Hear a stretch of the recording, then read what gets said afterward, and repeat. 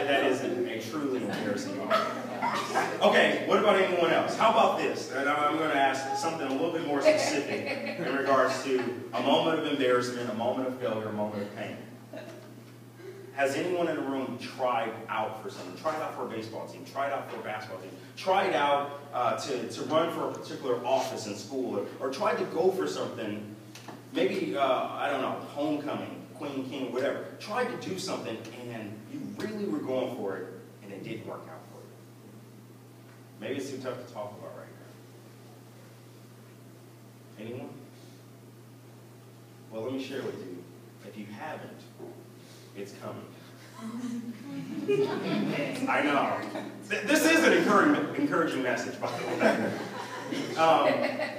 But for me, this is what this jersey really represented in my life. I had never played organized tackle football all my life. My mom wouldn't let me. Played flag. I was really good at flag too. And so my sophomore going into my junior year, I decided, you know what, I'm going to go play football. I always wanted to play. And so we had a really good football team. My junior going into my senior year, we had 7 people that actually had Division I scholarships, just to give you an idea of kind of how good they were. And so I knew that, you know, this is going to be a long uphill climb for me to even make the field. I went after my dream, which was to be a high school quarterback. Now, as you can see, I haven't shrunk. I've been this height since the 8th grade. Which is kind of challenging when you're a quarterback. But nonetheless, I went into that year saying, you know what, I'm going to give it my all. And I ended up being the 4th-string quarterback. Yeah. Now, here's what's sad about being 4th-string. I didn't even know I was 4th string. I thought I was 3rd string until the 1st and the 2nd string person went down. And then he called some guy that never played quarterback before to go in. And I'm like, oh, dude, are you serious? That was my party moment. That was my moment of shame. Like, wow, you know, I'm taking all the snaps. And if anybody's familiar with football at all, they have this thing called scout team. We call it dummy offense because you were treated like a test dummy, right? And, you know, I'm the one getting beat up, right? I'm getting beat up every day in practice. And when push comes to shove, you throw a guy in there that didn't even take the hits or the pain that I took. And so this jersey, what was interesting about this jersey was that it was a jersey that was actually at the kind of the bottom of the laundry, and it was wrinkled. I think they forgot to wash it, and that was the only jersey that was left for me. Because if you know anything about sports, the best athletes get to choose what jerseys they want, right? Yep. And they always pick a cool number, right? You know? And so for me, I'm like, man, dude, I got the scraps, I got the leftovers. And I worked really hard after that. Because that was my moment of shame. That was my party moment. That was me falling down the bleachers moment in my life. And so right there at that point in my life, and trust me, this doesn't go away. This happens when you're 28, 38, and so forth. That what do you do when you're at the bottom? And so I went to 3 different quarterback camps, and I worked really hard. And I actually got the starting position my senior year. But here's what was interesting. The coach told me, he said, Lawrence, I'm just going to tell you kind of straight up. And I don't remember if these were exact words, but it was something like this. The team last year is better than the team this year. They've got better athletes, but you can make this a better team. And so at that point in time, I realized, what do I need to do to make this the better team? And so the next year, since I was the captain and I was a starter, I could have picked any jersey that I wanted at that time, with the exception of maybe 2 because he was an All-American player. But I picked the same jersey that I had the year before. The forgotten, the wrinkled, and the dirty jersey. And the reason why I did that is because I realized that was symbolic for not only the progress that I went through, but it was also symbolic to how do I capture everyone from the team, from the starters to the fourth stringer. How do we get the most out of everyone? And so I want to give you a leadership moment when we're talking about how pain is used to grow your leadership skills.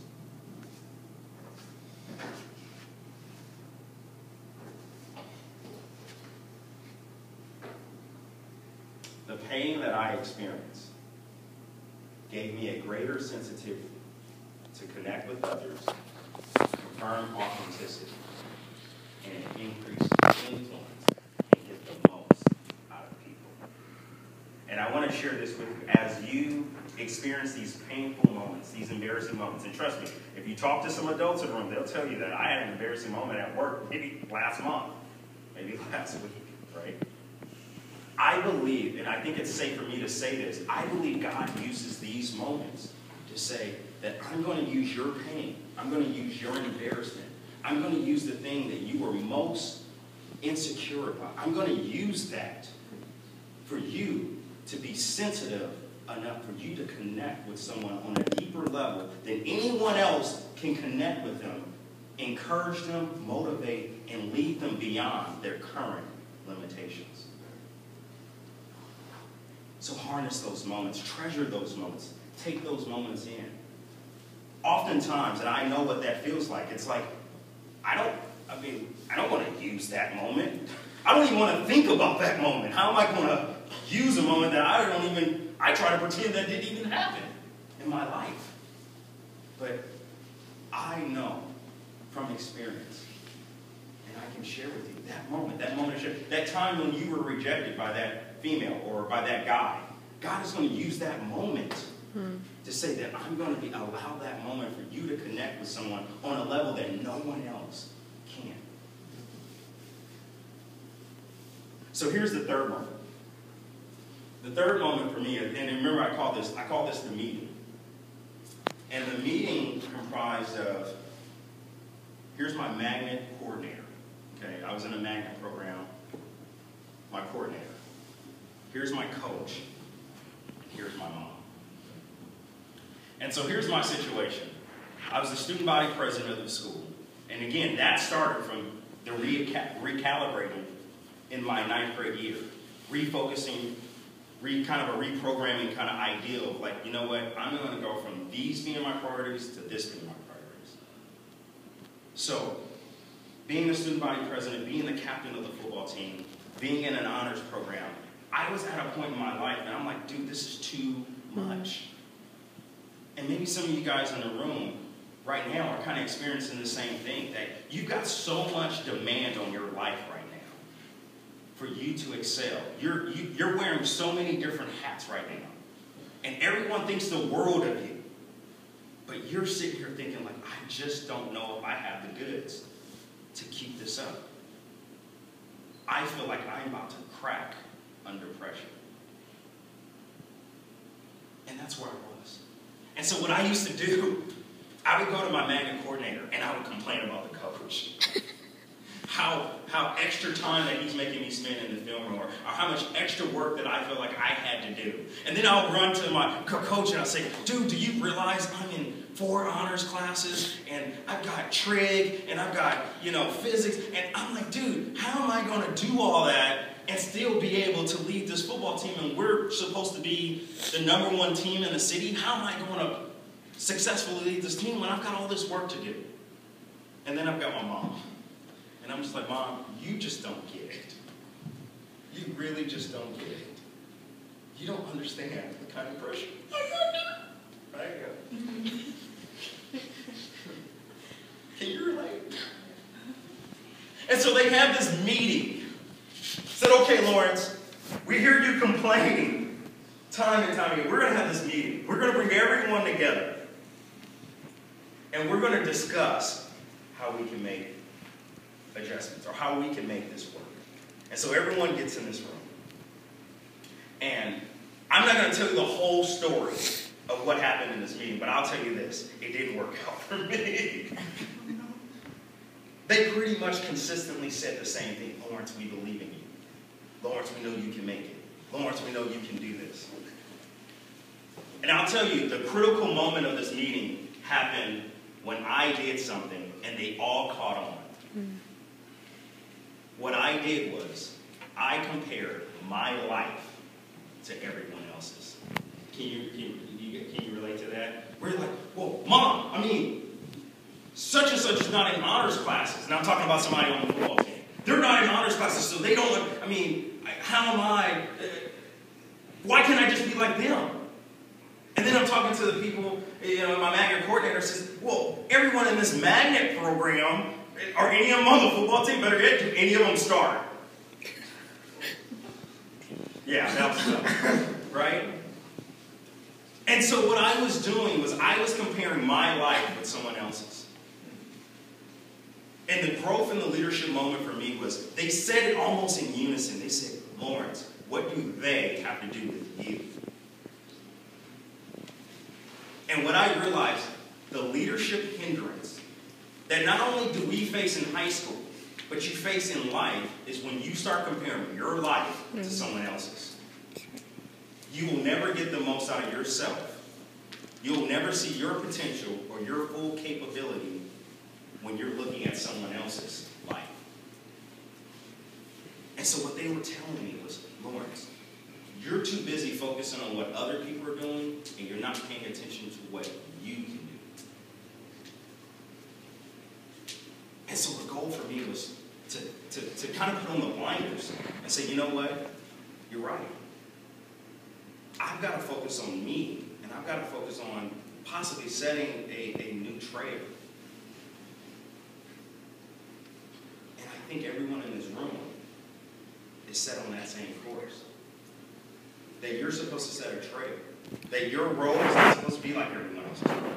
Matter of fact, it shouldn't even be compared to other people's roads. Why? Because you've been gifted with talent, skills, a temperament about how you were to engage with other people and how you were to process things different than anybody else.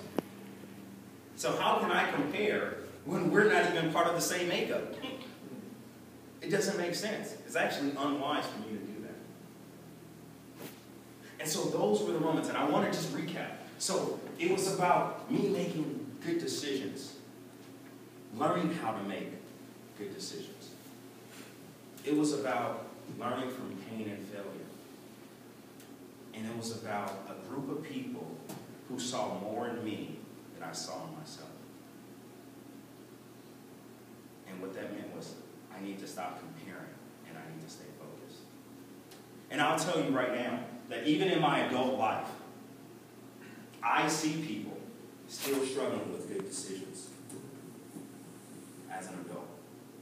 I still see people still wrestling with the failure and the pain and the embarrassment. I had a recent conversation with someone, and they said, you know what? It took me 5 years to get over speaking in public. Because I bombed one time speaking in public, and it took me 5 years to get over it. And it's about growing past your comfort zone. Today, as an adult, I have adult colleagues and friends that still compare their lives to other people. And typically what's interesting, when they compare their lives to other people, they always look for people who are doing worse than them. It's kind of like the girl who looks for girls that aren't as cute as them, right? So they can live better, right? Did I go there? Just a little bit? That's just me. But I want to leave you guys with a note. And as you guys continue on this leadership journey, and I applaud Matt for setting this up. I applaud you guys for being here so early to invest in yourselves. But when you guys think about high school, when you think about your development, I want to leave you with this thing. When the purpose of a thing is unknown, abuse is inevitable. So when you don't know the purpose of why you're in church, when you don't know the purpose of why I'm in school, abuse is inevitable. And so the goal is, when you leave here, I know I shared a few things of why I would say that's the purpose of high school, or that's how you get the most out of high school. But